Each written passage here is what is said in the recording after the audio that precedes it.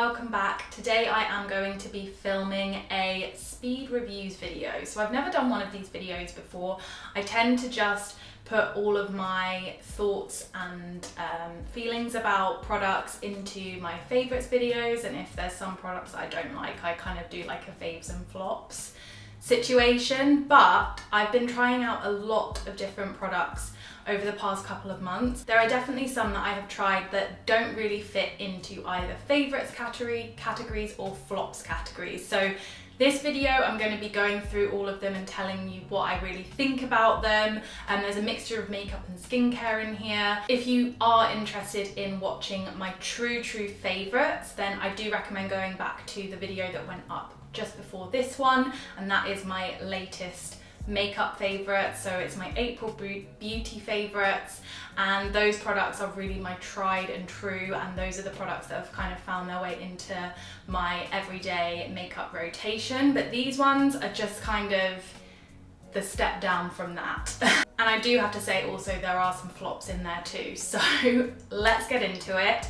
I will be also doing a cream blush review video. That will be the next video going up after this. So it's kind of, if you like, a 3-part review series that I didn't really plan on doing, but just kind of made sense to split all of the product reviews into 3 videos because I did buy a ton of cream blushes to try out. So I'm not including any cream blushes in this video. So if you are interested in my thoughts about the cream blushes that I've been trying, be sure to hit subscribe and click on the next video that comes up. So without further ado, let's get into the products, and I hope you enjoy this video. Please do give it a like and let me know in the comments what you think of it, as it is the first time I'm doing this video. It will really help to get that feedback, and it'll also help this video reach more people, so I really appreciate any support you can give. I definitely got a mix of popular products and products that I'd never heard of before when I tried them out. So let's get started. I'm going to start with the skincare. There's 3 skincare items I have to talk about. So the first one is the Sweet Chef Ginger Kombucha and Vitamin D Chill Mist. So I bought this because it was an affordable skincare mist. I really enjoy using skincare mists. I think that they can add a really nice hit of hydration before you put your products on. And if my skin is feeling particularly dry, then I will kind of layer the mist in between each step. So before serum, after serum, then moisturize, spray again. So that's a really good tip if you are looking to add hydration in. This one, unfortunately, I just didn't feel like it did anything. It kind of just felt like I was spraying. I mean, first of all, I couldn't even feel it going on my face because the mist is so fine. You can probably see it there, but it's just, I've never had a mist that I actually can't feel going on my face. So it was way too fine. Like, I like a fine mist, but there's a limit with it. Sometimes it can be too fine, and this just, yeah, it says it hydrates, soothes and cools. It may do, but I just didn't notice that. Didn't notice anything after I used it. So as you can see, I've kind of used like a quarter of it, and then I was like, this is pointless. I don't want to use any more of it. So I wanted to include that in a review video. I've also tried Sweet Chef's lip balm and kind of thought the same thing. Like, it's fine, doesn't really do a whole lot. I don't really feel like it massively hydrates my lips. It kind of comes off my lips after a few, an hour or so. I can't feel it on there anymore. I haven't been that impressed with the couple of products I've tried from Sweet Chef. So if you have tried anything from them, they are a much more affordable vegan, I think they're vegan, but they're definitely cruelty-free, and they're sold on Cult Beauty. So the fact that they were more affordable as well really intrigued me, but I just haven't been super impressed. Okay, Galinee. This is also the first product I've tried. Actually, all the skincare products I've never tried this is like the first time I'm trying that brand. So I do like this. This is their face mask and scrub. So it's basically, you put it on your skin. It's kind of like a clay mask, but it has like little tiny particles in it that scrub on your face. So it's kind of like a physical exfoliant as well as having lactic acid in it. So it's going to be a chemical exfoliant as well. I do like this. I do find that it does leave my skin feeling smooth and refreshed. I don't find it does It's not a really intense exfoliation, which if you've got sensitive skin like I have, that can be a great thing. But I do like to feel when I'm using an exfoliating that's really obvious that I've used it. I definitely do feel like it smooths my skin, but it's not the most intense scrub I've ever used. The thing that I find difficult about this is when to use it, because I find that I'll put it on my face and I'll leave it, and then when I come to wash it off with a flannel, it's really hard to get all the little particles. So I find that I really have to use this before I get in the shower, and then I can wash it off in the shower and really get all the fine scrubby particles, because if I wash it off with a flannel and then go to put on like my moisturizer or whatever skincare afterwards, there's like still little tiny particles left on my face, and that I do find annoying about this. But I do like that it combines the physical exfoliant with the lactic acid and the chemical exfoliant, and it's not too strong and stripping for my skin, but I kind of just wish it was a bit more practical. So yeah, those are kind of my feelings about that. Don't think I would repurchase. I did just get the mini. I don't think I would buy it again. The Goldfaden MD Facial Detox Clarify and Clear Mask. This has zinc oxide, sulfur and camphor in it. I don't know if those are all active ingredients, but I think the zinc oxide is going to be the main active ingredient in here.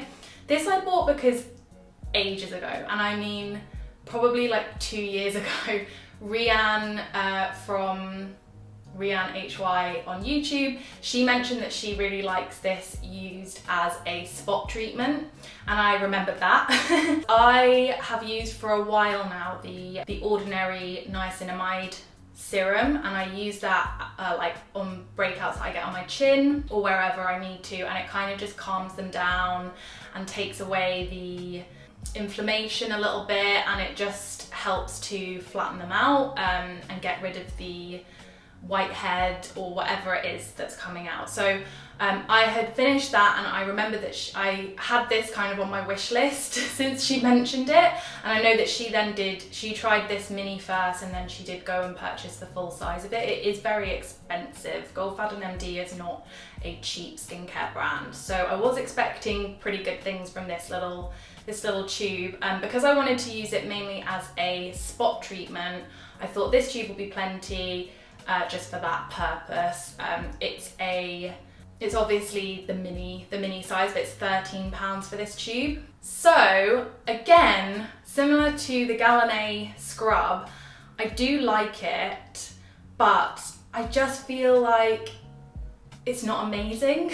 I was expecting this to be like really good and really get to my spots and like dig them out, and like the next day they would be gone and I would have no spots, because I have used spot treatments like that before that have been really effective like overnight. I wouldn't say this is that. It's a little bit less intense, which is probably good. It's probably less stripping for my skin. It's probably less aggravating. It's probably not going to mess so much with my moisture barrier and things like that. But when I'm using a spot treatment, I kind of want it to just like get all the gunk out, and I feel like I have to use this a couple of days in a row to really get the result that I want. Again, it's a mask, so you put it on, you leave it for 10 to 15 minutes and then you wash it off. But yeah, again, I don't think I would repurchase just because it doesn't give me that instant spot treatment result that I was after. On to makeup. So I'm going to talk about the couple of e.l.f. products I have in here first. First, going on to the e.l.f. Hydrating Camo Concealer. So I have included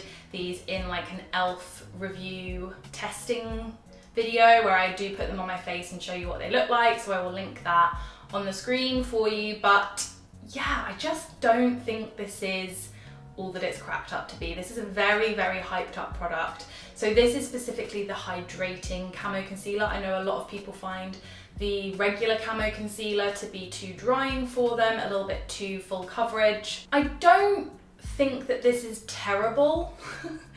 Again, it's like this speed reviews video is like, it's okay, but it's just not great. Like, I've tried other concealers.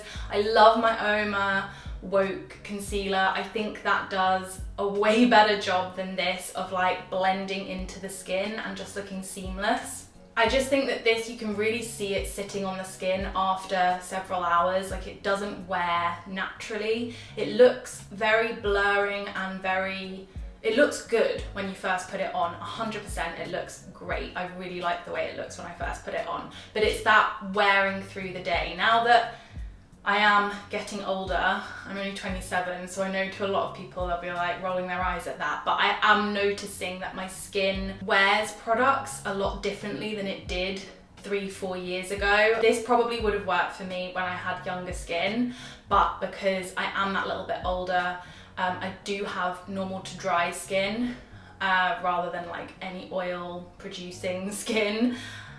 I just find that I don't love it. I don't love it. I reach for my other concealers more. I just don't think it's worth the hype for me personally, for my skin type. The other one I wanted to mention that I just don't reach for loads, and I do like them.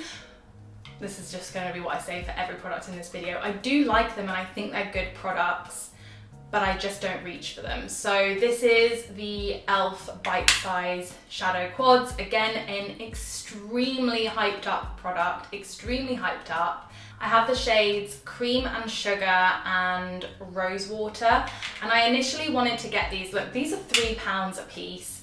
You can't go wrong with these. I'm wearing the Cream and Sugar one on my eyes today. I like them. I think they look pretty. I really wanted to try this pink one because I thought maybe it might be somewhat of a dupe to my Charlotte Tilbury quad that I have in Pillow Talk that I love. It's not a dupe. The shades definitely have more of a pinky undertone than that one. It has more of kind of a coppery rose gold, like it leans more to the gold, and this one leans more to the pink. I think the reason that I don't reach for these is that A, I don't wear eyeshadow very much at the moment because of lockdown and because we're not going anywhere. I tend to just put mascara on and that's it. B, when I do reach for an eyeshadow, I tend to just want a one and done swipe on either with my finger or with just one brush, and I'm good to go. And I think that these do require a little bit more time and thought when you're doing them. Now, I did use this one with my finger. I only use these two middle shades today, so the two shimmery shades, and I just kind of layered them up with my finger. So you definitely can get a really nice look with that, but these are going to be more pigmented than, for example, the Charlotte Tilbury quad.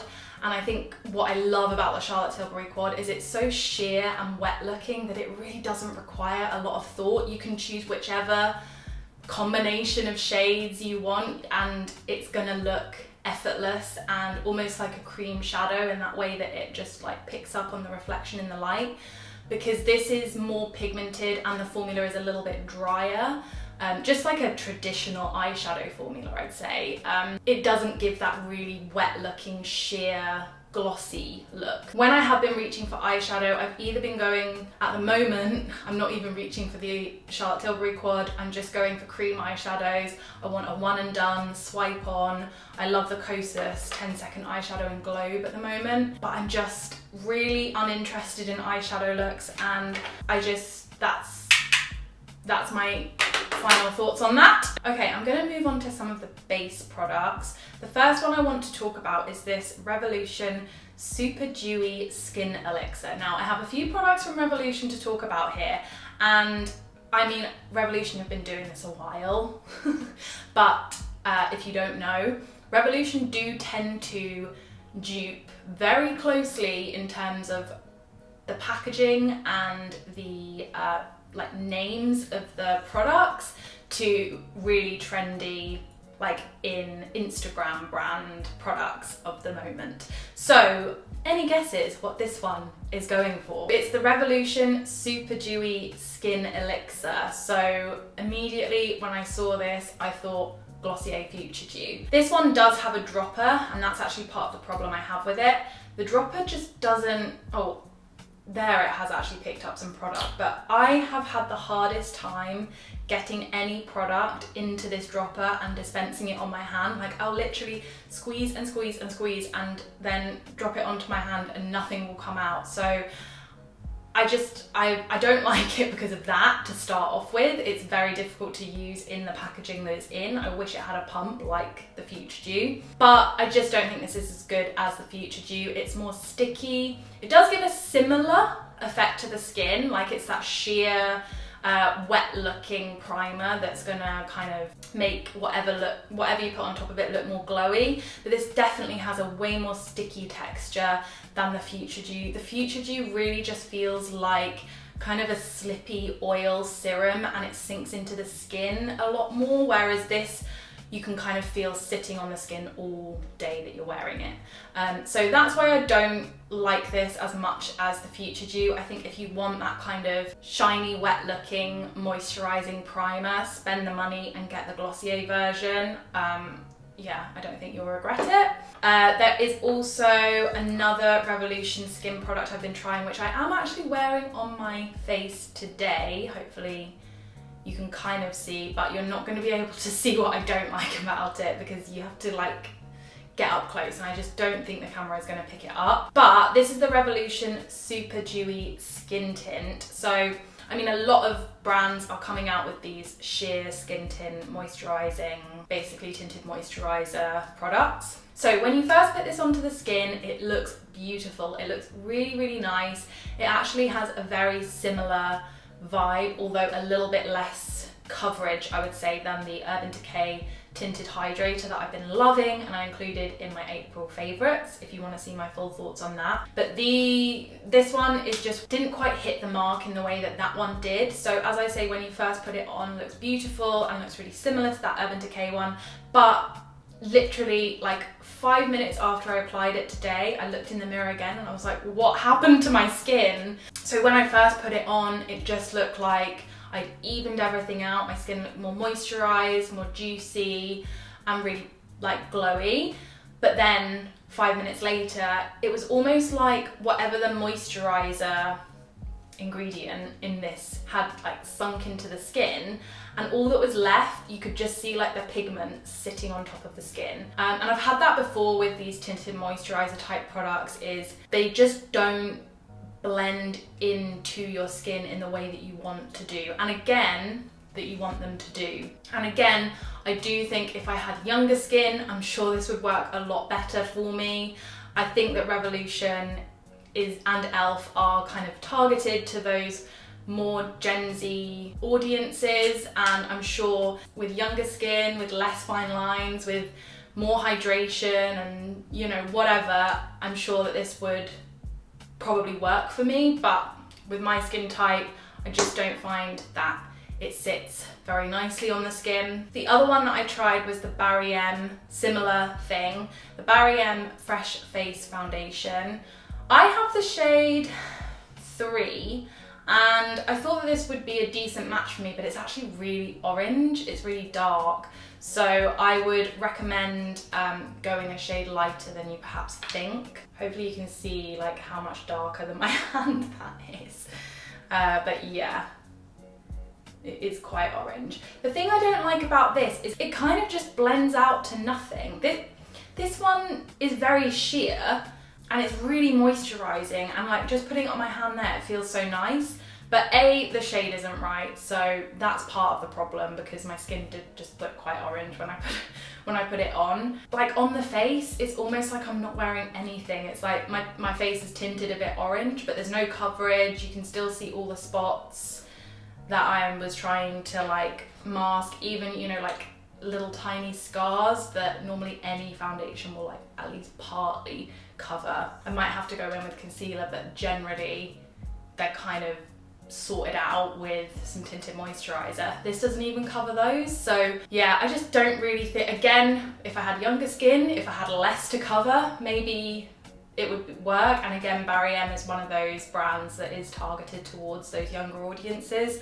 So I don't necessarily think it's my fault that it doesn't work for me. I think I should have just realised that I'm maybe not their target audience anymore. Revolution Lift and Define 5D Lash Extra Dimension Mascara. Again, can you guess what this is maybe going for as a dupe? I mentioned this in my favourites video because I really wanted to try the Glossier Lash Slick for a long time. I'm wearing it today on my eyes. I love how kind of lengthening and defining it is, and this is marketed as a very, very similar product. It almost looks identical in packaging. It's a slightly bigger tube, but it's like pretty much the same colour. it's got a very, very similar vibe to it. I love the way this made my lashes look. It didn't smudge, it was perfect. I absolutely loved it, except I had an allergic reaction to it. So I often do get allergic reactions to products around my eyes, mascaras, mainly mascaras actually, but I have had them to eye creams as well. This did that for me, so I had to stop wearing it and I couldn't wear it, and so then I bought the Glossier Lash Slick and now I love that. But one thing I will say from this video is that I've tried a lot over the past couple of months. I've tried a lot of drugstore products that are supposed to be dupes or have a similar effect to a more expensive product that I wanted to buy, but I thought, it's probably, I'm sure I could find a drugstore alternative out there. I am learning that, at least for my skin type and my age and all those things, normally the higher end or the more you pay, the better it's gonna look, and the cheaper alternatives, although they say they're gonna be nice and they might have really good reviews online, they never look quite the same as if you pay a bit more. And I don't know if that's just because the ingredients or if it's a placebo thing, but I personally think that more expensive products look better on my skin than the drugstore versions. Not always, but generally speaking, and if this video is anything to go by, then yeah. The other thing I wanted to mention, which again is quite a hyped up product, not necessarily this particular one, but just in general, it's a Freckle tint. So obviously the one by Freck is really popular. Again, I was like, I'm not gonna spend £16 on a tiny tube of basically brown eyeliner to put on my face. But everyone did say it's worth getting the proper stuff that's designed for freckles rather than just buying an eyeliner instead. So I went for the Lottie London Freckle tint, again, because I'd heard good things about it online. And I don't think this is bad necessarily. This is, okay, so I do have freckles, but they only come out in the summer. And when I put makeup on, they tend to be pretty covered. So they're not a dominant part of my complexion, but I really, really love the way that they look on me, on my skin, and if I can, I want to like accentuate them and bring them out. So I thought a freckle tint would be a good way to do that and just kind of mimic the look that I normally have in the summer when I have bare skin and no makeup and my freckles are out. It's just not quite the same. It doesn't look as natural, even when you blend them out. So you're supposed to like dot them all over your face and then blend them out with your finger. I would be interested to see if the Freck version of this gave me a better result or a more authentic result. But again, I don't want to spend the money to find out because I honestly forget that I have this and I never reach for it. And when I do use it, I'm like, well, it kind of looks like freckles, but it kind of doesn't. It kind of just looks like I've got these weird red things on my skin. So yeah, I kind of feel like this is one that you can't really mimic, at least for me. I don't know, I just don't think there's anything that's going to replace the OG original freckles that actually come out on your skin. Yeah, I'd be interested to see if any of you guys have tried a freckle tint, like the Freck one. What did you think of it? Did you think it looked really realistic? Was it easy to use? Because these, when you blend them, they do blend away. I'm glad that they don't like stay really prominent on your face, because then that would look really fake, like you've literally just drawn dots on your face. But when you blend them, they almost fade too much. So yeah, I'm just not sure what I think about this. I don't love it. It's not something that I would go out and repurchase. But it's not something that I hate. I just don't think it can replace actual freckles. Okay, the final product that I wanted to mention, and I do actually really like this, but I've gone back and forth with it. That's why I decided to put it in the speed reviews rather than my favourites, because I can't say that it's a true favourite, because a few months ago I thought I really didn't like it. And that might happen again, I don't know. Just slightly moved everything around because I had to go up and get the door. So sorry if the lighting looks slightly different. So this is the Charlotte Tilbury Airbrush Flawless Finish Powder. Obviously this one is an expensive one, and I've used this recently. I haven't used it today because I thought that it wouldn't look great with that Revolution tinted moisturizer, because I thought it would just accentuate all the dryness on my face. Yeah, this is the problem with this. I go back and forth with it. Sometimes when I'm happy with how my skin is looking, like my skin's really moisturized and stuff, I think this looks great. It's really, as the name would suggest, airbrushing, flawless. It's really, really good for wearing on camera as well. So I think this would be one for like my wedding day that I use. When I first got this, I got this in January, and whether my skin was just a lot drier then because it was winter, but I did not love the way it made my skin look. I thought that it picked up on all the dry patches on my face. It looked cakey. I could see it sitting on top of my skin. I just thought it was a really overhyped product. But then having used it more now in the springtime, I actually reach for it quite a lot and I really like it. And as I say, it looks more airbrushing and it does sit much better on my skin and it doesn't highlight those dry patches a lot. But yeah, that's the reason why I didn't use it with this Revolution skin tint, because I thought this is already making my skin not look great. I feel like this will pick that up even more. So yeah, mixed feelings about this. Obviously a very hyped up product and an expensive product.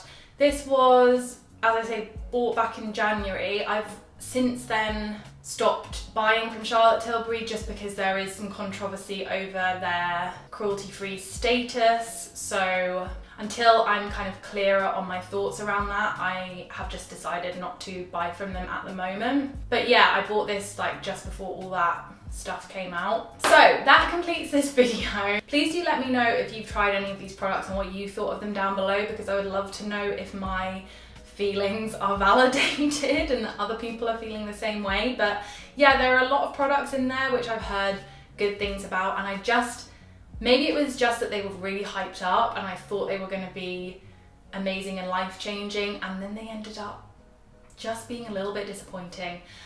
So yeah, that's it. Thank you so much for watching, as always.